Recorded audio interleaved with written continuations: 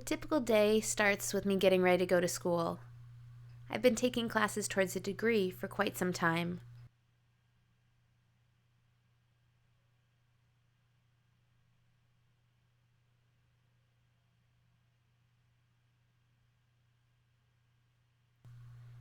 After the school day is over, I usually come home and spend time with my husband and my dog. My relationship with my dog is endlessly therapeutic. I feel like I don't have to filter anything. I can just talk about whatever I need, and I don't feel like my dog is going to judge me or give me a hard time or give me lip. I also get a lot out of journaling, arts and crafts, going for walks. I work, and I'm also involved in the peer support community.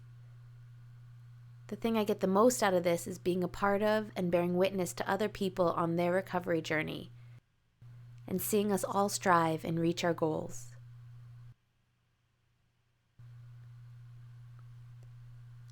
I grew up in the mountains of northern New Hampshire, and that area, at the time in the 70s and 80s, had no understanding of deafness as a culture. They saw this as a pathology, as a physical disability, and this affected me because I wasn't able to communicate with my classmates. And there was no cultural aspect to my deafness. There was nothing to support me in my development as a person, as a deaf woman.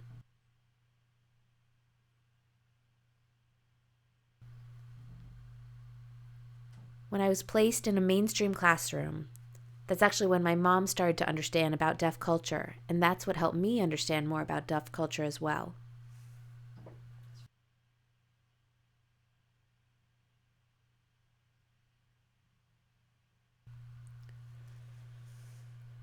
I was born with a thyroid disorder, and one of the side effects of this disorder is depression.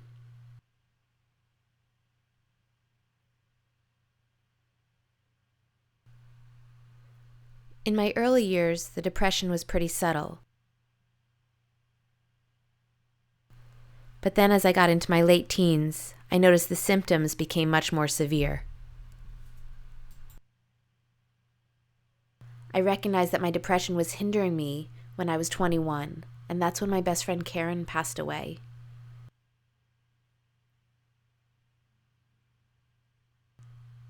My father died when I was 12, actually, but I didn't have a strong sense of what that meant at the time.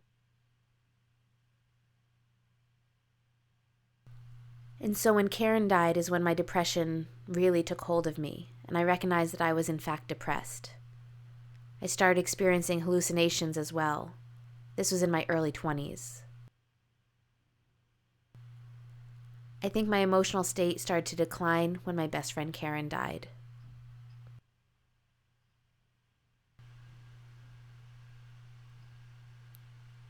You, my oldest, dearest friend, will always be with me. And I'll never forget that terrible night when you were taken from this earth. Your body ruptured in that car accident. And I came to visit you in the hospital, and they wouldn't let me see you.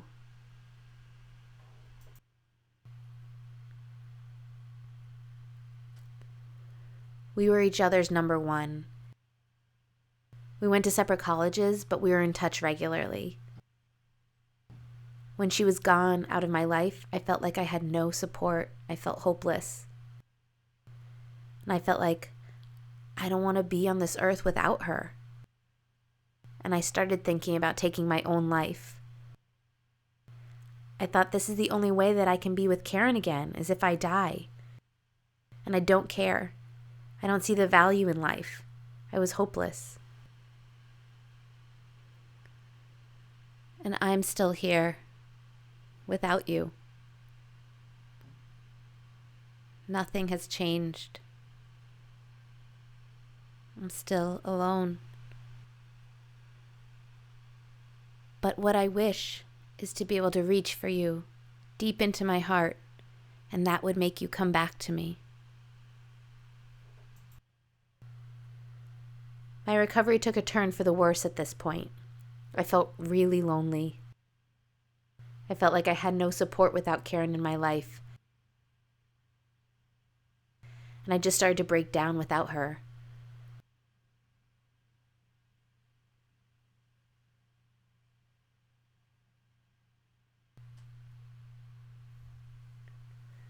I think that this is ultimately when my life started to come back together. I was still thinking about taking my own life, and I felt terrible about myself. I didn't feel connected to the life I was living, and I didn't feel overwhelmingly connected to my family. But in the end, I decided that I needed to go ahead and stick with my academic career, because nobody else in my family had ever graduated with a college diploma. I realized I would be the first, so that became my motivation. While I was in school, I bumped into a friend I hadn't seen for a long time, and she said to me, "Lori, what's wrong with you? You don't seem like yourself." I denied it, but she supported me and helped me recognize that I, in fact, needed help, and I needed therapy. A few years later, I got married, and my husband was also a huge source of support. And honestly, if not for that friend that I bumped into and my husband, I don't know that I would still be on this earth today.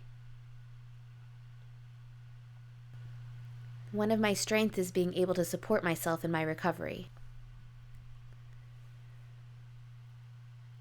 I do a lot of reading and writing on depression. I make a lot of crafts, and I go for walks, and I take my dog out on walks. I have conversations with my dog.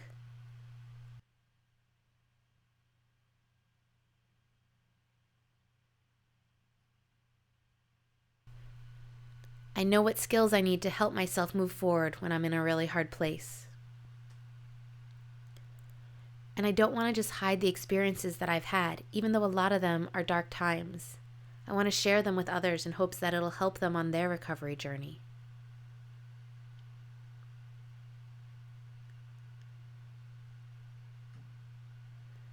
With all the hardships I faced, and feeling ashamed and feeling lonely, I have had friends who encourage me to get involved with the community, and it's helped me change and become more assertive and more confident.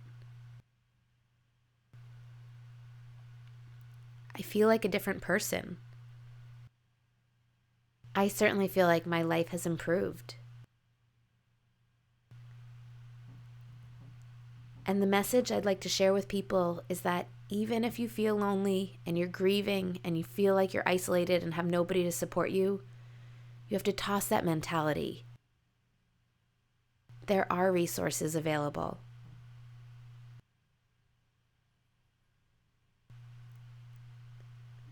Without the support that I have, I wouldn't be here today.